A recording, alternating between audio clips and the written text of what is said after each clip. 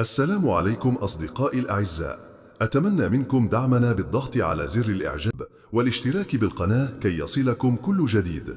في ملاعب كرة القدم من يقدم المستوى الكبير فإنه بذلك يرفع من قيمته السوقية ويجعل نفسه محط أنظار الكثير من الأندية للتعاقد معه.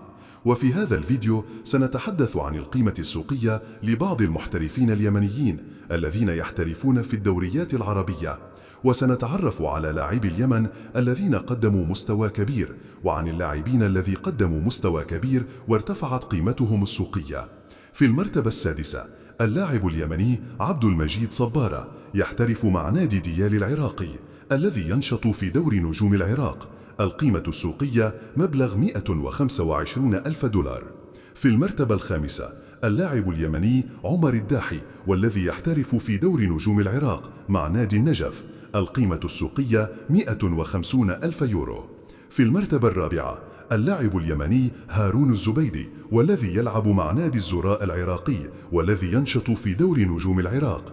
القيمة السوقية لهذا اللاعب 180 ألف يورو.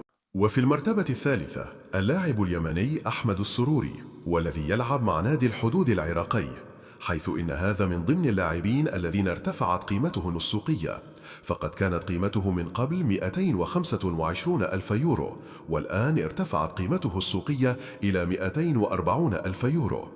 وفي المرتبة الثانية اللاعب اليمني عبد الواسع المطري الذي يلعب في نادي الستر البحريني، وبعد تقديمه مستوى كبير ارتفعت القيمة السوقية لهذا اللاعب من 160 ألف يورو وأصبحت قيمته حاليا تفوق 250 ألف يورو.